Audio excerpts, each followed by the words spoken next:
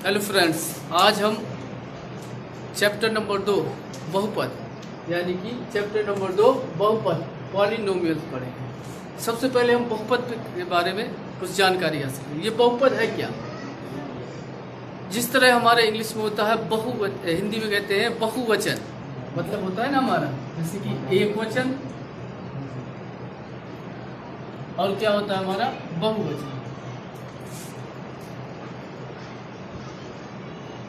उसी प्रकार से हमारा चैप्टर क्या है आज का? बहुपद।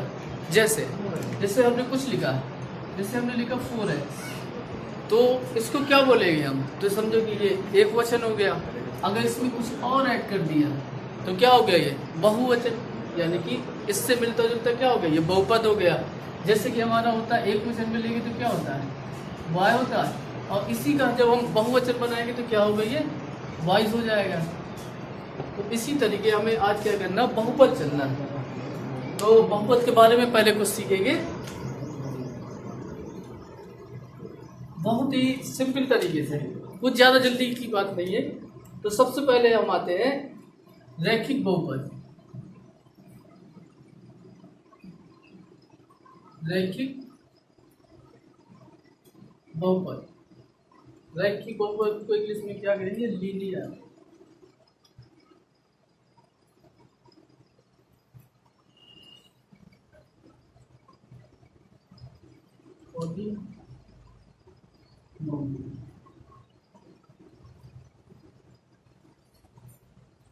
क्या हो गया? रैखिक बहुपद मतलब लीनियर पॉलिनोमियल। अब ये रैखिक बहुपद क्या होता है? मतलब कि ऐसा समीकरण, यानी ऐसा फंक्शन हमारा जिसकी पावर कितनी होना चाहिए? घात सिर्फ एक हो, वो रैखिक कहलाता है। जैसे एग्जाम्पल के तौर पर लिखते हैं 3x प्लस 2y प्लस 5, और भी कुछ लिख सकते हैं, जो भी लिख सकते हैं। तो जैसे अगर ये फंक्शन दिया तो इसकी पावर कितनी बताएंगे हम, यानी इसकी घात कितनी होगी? एक। तो ये हमारा क्या कहेगा? रैखिक बहुपद। अब आते हैं द्विघात बहुपद।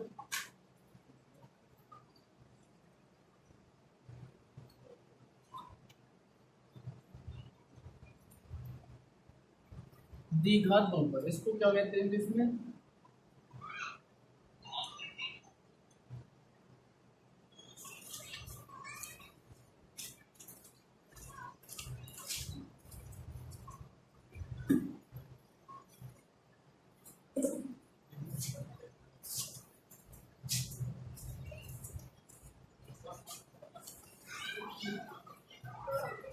कौन आ गए? वीडियो चलेगा जी होगी नहीं। तो द्विघात बहुपद मतलब क्वाड्रेटिक पॉलिनोमियल्स। अब ये क्या होता है? मतलब द्विघात बहुपद मतलब ऐसा समीकरण जिसकी घात पावर कितनी हो? दो। द्वि मतलब क्या? दो। उससे हम क्या कहते हैं? द्विघात बहुपद। जैसे कुछ भी लिख देते हैं, 2x² प्लस 5x प्लस 7, ये लिख दिया। अगर हमें इस फंक्शन की घात बतानी है या पावर बतानी है तो क्या कहेंगे इसमें? तो इसकी पावर क्या बताई जाएगी? 2। तो अभी फिलहाल सिर्फ हम यही दो चीज़ देखेंगे, रैखिक बहुपद और द्विघात बहुपद। उसके बाद सॉल्व कर लेते हैं।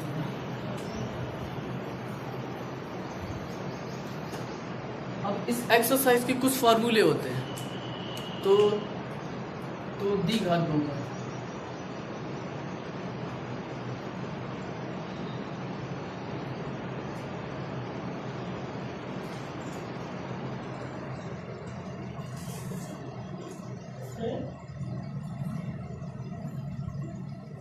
तो क्या होता है? हम द्विघात बहुपद के दो मूल लेंगे। दी, जैसा कि इससे ही मतलब है दी का मतलब क्या? दो। मतलब कि जब हम उसको सॉल्व करेंगे तो उसके दो मान आएंगे।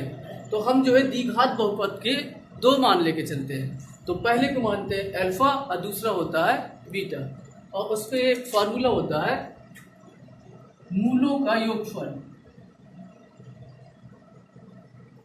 मूलों का योगफल, चाहे तो हम हिंदी में लिखते हैं या फिर इसको शॉर्टकट में भी लिख सकते हैं, अल्फा प्लस बीटा। दोनों से ही काम चल जाएगा, चाहे इसे अलग करके सीधा ये लिख सकते हैं मूलों का योगफल। तो इसका फार्मूला क्या होता है हमारा, होता है माइनस का b अपॉन a।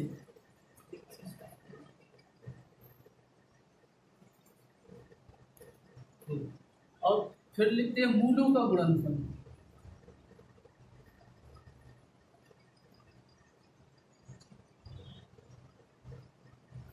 इसको शॉर्टकट में लिख सकते हैं हम alpha into beta equal to होता है c अपॉन a। अब द्विघात बहुपद बनाने का